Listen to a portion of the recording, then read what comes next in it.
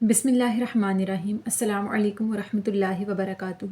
امید کرتی ہوں کہ تمام دیکھنے والے خیر و عافیت سے ہوں گے، اللہ تعالیٰ کی رحمتوں کے سائے میں ہوں گے۔ تو میرا عنوان احادیث نبی صلی اللہ علیہ وآلہ وسلم، موضوع ہے ہبا کرنے کا بیان، جس کا حوالہ بخاری شریف کی کتاب۔ تو آج کی حدیث ہے کہ صحابی حضرت ابو ہریرہ رضی اللہ تعالیٰ عنہ بیان کرتے ہیں کہ نبی کریم صلی اللہ علیہ وآلہ وسلم نے فرمایا کہ اے مسلمان عورتوں، تم میں سے کوئی بھی اپنی پڑوسن کو معمولی سے معمولی بھی چیز ہبا کرنے پر حقیر نہ سمجھے، خواہ وہ بکری کے کھر ہی کیوں نہ ہوں۔ سبحان اللہ۔ اس حدیث مبارکہ کی وضاحت یہ کہ رسول اللہ صلی اللہ علیہ وآلہ وسلم نے مسلمان یعنی مومن عورتوں کو نصیحت کی کہ اے مسلمان عورتوں، اگر پڑوسیوں میں سے کوئی دوسری عورت یعنی سہیلی کے طور پہ اگر تمہیں کوئی تحفہ دیتا ہے، معمولی سے معمولی کوئی ہدیہ دیتا ہے جسے ہبا کرنا کہا جاتا ہے،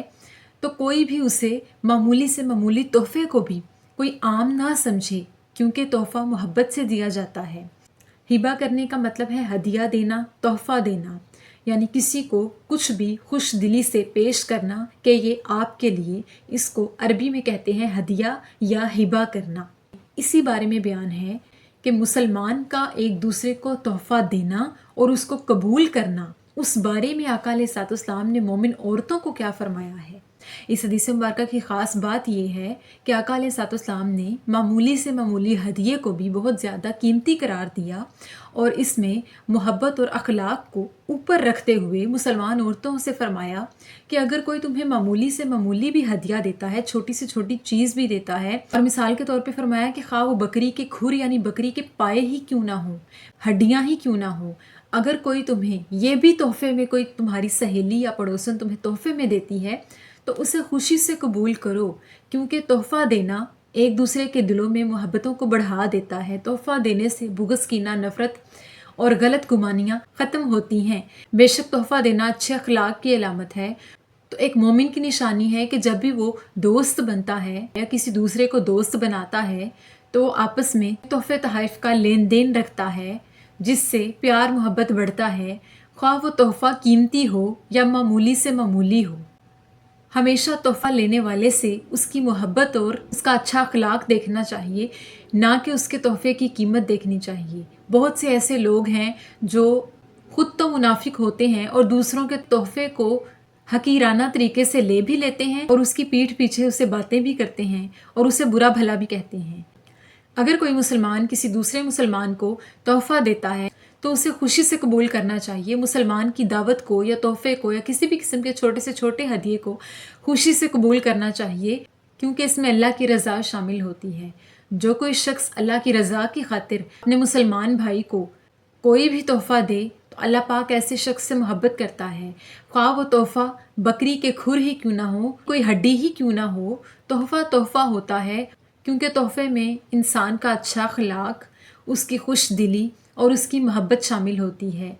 اور بے شک پڑوسیوں کا ایک دوسرے پہ حق ہے کہ جب بھی ایک پڑوسی کو کسی چیز کی ضرورت ہو تو دوسرا اسے دے، لیکن اس حدیث پاک میں تحفے تحائف کا ذکر آیا کہ اگر پڑوسن عورتیں ایک دوسرے کے ساتھ سہیلیوں کی طرح رہتی ہیں تو انہیں چاہیے کہ وہ ایک دوسرے کو تحفے تحائف کے وقت کسی کو بھی حقیر نہ جانے، خواہ وہ معمولی سے معمولی تحفہ ہی کیوں نہ ہو۔ اکثر عام طور پہ ایسا ہوتا ہے کہ کوئی بھی پڑوسی کسی دوسرے پڑوسی کو گھر میں بنا ہوا کھانا دے دیتا ہے، خوشی سے دے دیتا ہے کہ یہ آپ کے لیے، تو یہ بھی اس کے لیے ہدیہ ہی شمار ہوتا ہے۔ اس چیز سے، اس کے اس اخلاق سے، اس کی اس ادا سے اللہ پاک راضی ہوتا ہے۔ کوئی شخص اگر کسی دوسرے کو تحفہ دینا چاہے اور اس کے پاس دینے کے لیے کچھ نہ ہو تو وہ اسے کوئی اچھی بات کہہ سکتا ہے یا اسے نیکی بتا سکتا ہے یا اس کے لیے اسے مسکرا کر دیکھ سکتا ہے۔ اس کی مسکراہٹ بھی ایک دوسرے مومن کے لیے تحفہ ہو سکتی ہے، اور بے شک اللہ تعالیٰ ایسے لوگوں کو پسند کرتا ہے۔ ضروری نہیں کہ تحفہ دینے کے لیے ہمارے پاس قیمتی اشیاء موجود ہوں، اعلیٰ قسم کی چیزیں ہوں، تبھی ہم کسی کو تحفہ دے کر اپنی محبت کا یقین دلا سکتے ہیں۔ ایسا نہیں ہے، بلکہ تحفہ لینے والے کو چاہیے، یعنی سامنے والے کو چاہیے، ہمارے دوست یا ساتھی یا پڑوسی کو چاہیے کہ وہ ہماری دل لگی مخلصی، خوش اخلاقی کو دیکھے اور انسانیت کے ناطے ہماری محبتوں کا بھرم رکھتے ہوئے خود بھی ہم سے اللہ کی رضا کی خاطر محبت رکھے۔ اللہ تعالیٰ سے دعا ہے کہ اللہ پاک ہمیں آقا علیہ الصلوۃ والسلام کی سنتوں پر عمل پیرا ہونے کی توفیق عطا فرمائے اور ہمیں صحیح معنوں میں دین کی سمجھ بوجھ عطا فرمائے، ہمارے اندر عاجزی و انکساری پیدا کرے اور ہمیں مومنین میں سے کرے۔ آمین ثم آمین۔ شکریہ۔